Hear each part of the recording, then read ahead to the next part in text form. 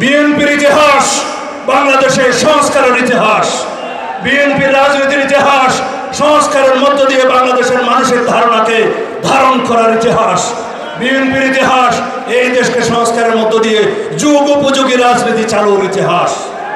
সুতরাং বন্ধুগণ, যারা আজকে বলছে ইসলামের জন্য একটি আলাদা বাক্স বসাই, দেখি ওখানে কি হয়, আমি আপনাদেরকে বলতে চাই কারা এই স্লোগানগুলো দিচ্ছে আপনারা বুঝে নেন। ইসলাম কোনো কুটা রাজনীতি নয়, ইসলাম কোনো রাজনীতির বাক্স নয়। আমরা সবাই বাংলাদেশের সংখ্যাগরিষ্ঠ মানুষ মুসলিম, ইসলাম ধর্মে বিশ্বাস করি। অবশ্যই অন্য ধর্মাবলম্বী মানুষদের অধিকার সাংবিধানিকভাবে আমরা নিশ্চিত করেছি, করব ইনশাআল্লাহ। ওয়ালটন এখন দেশের সীমানা পেরিয়ে পৌঁছে গিয়েছে 50টিরও বেশি দেশে। ওয়ালটন, ঘরে ঘরে বিশ্বজুড়ে। সুতরাং রাজনীতি দিয়ে ইসলামকে বিভক্ত করতে চায় যে শক্তি, সেই শক্তিকে আপনারা রাজনৈতিকভাবে মোকাবেলা করবেন ব্যালটের মাধ্যমে, রাজনৈতিকভাবে মোকাবেলা করবেন ব্যালটের মাধ্যমে, ভোটের মাধ্যমে, আপনাদের বক্তব্যের মাধ্যমে। যারা একটি কিতাব নিয়ে গ্রামে গঞ্জে যাচ্ছে, জান্নাতের টিকিট নাকি তারা বিক্রি করতে চায়, নাউজুবিল্লাহ মিন যালিক। জান্নাতের টিকিট কি কেউ বিক্রি করতে পারে ভাই সাহেব? যারা বিক্রি করছে তারা তো ধর্ম ব্যবসায়ী। যারা বলছে মসজিদ মাদ্রাসা থেকে কওমি লাইনের মৌলানা সাহেবদেরকে বের করে দিবেন ধাক্কা দিয়ে গলা, তারা কারা আপনারা নিশ্চয়ই জানেন। সুতরাং এই দেশে ধর্ম নিয়ে রাজনৈতিক ব্যবসা চলবে না। এই দেশে ৭১-এর চেতনার ব্যবসা করতে করতে শেখ হাসিনা শেষ পর্যন্ত দিল্লিতে আশ্রয় নিয়েছে। তিনি বাংলাদেশকে করদ রাজ্যে পরিণত করতে চেয়েছিলেন, আল্লাহ রাব্বুল আলামিন তাকে ওখানেই আশ্রয় দিয়েছেন।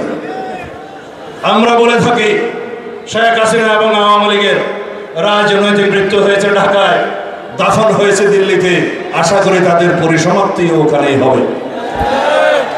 সুতরাং ৭১-এর চেতনা ব্যবসা যখন বাংলাদেশের মানুষ ধারণ করে নাই, জুলাইয়ের চেতনাও যেন কেউ বিক্রি না করে এই আহ্বানও জানাই।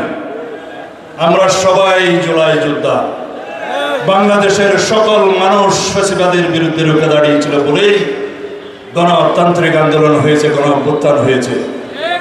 গত ১৬-১৭ বছরের ফ্যাসিবাদ বিরোধী গণতান্ত্রিক আন্দোলনে রক্তদানের মধ্য দিয়ে আমরা নির্মাণ করেছি এই গণঅভ্যুত্থানের সিঁড়ি। একের পর এক সিঁড়ি নির্মিত হয়েছে, শাপলা চত্বরের হত্যাকাণ্ড সিঁড়ি নির্মিত হয়েছে। সেই জন্য আমরা বলি যে এই রক্তের সোপান একদিনেও তৈরি হয়নি, এই রক্তের সোপান এককভাবেও তৈরি হয়নি, এই রক্তের সোপান নির্মাণ হয়েছে ফ্যাসিবাদ বিরোধী গণতান্ত্রিক আন্দোলনের লড়াই সংগ্রামের মধ্য দিয়ে। সুতরাং বন্ধুগণ, আমরা সবাই আমাদের একটাই নীতি যেন ঘোষণা করি, সবার আগে বাংলাদেশ। আমরা এই দেশের মানুষ হিসাবে, আমরা এই দেশের একজন সিটিজেন হিসাবে সকল মানুষ ধর্ম বর্ণ নির্বিশেষে সবারই যেন নাগরিক অধিকার নিশ্চিত করি। এটাই হবে আমাদের জন্য আগামী দিনের রাজনীতি। সুতরাং বন্ধুগণ, মাননীয় প্রধানমন্ত্রী বক্তব্য দেবেন, আমি আর বক্তব্য দীর্ঘায়িত করতে চাই না।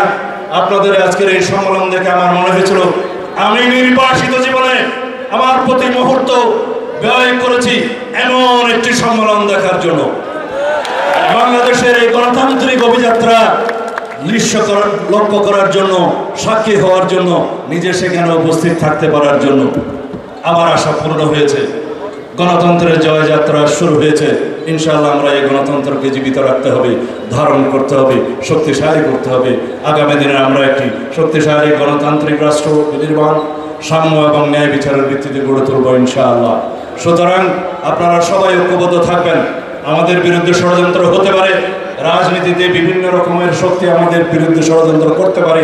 বাংলাদেশের গণতন্ত্র যাতে কার্যকর না হয় সেজন্য বহু রকমের ষড়যন্ত্র হতে পারে।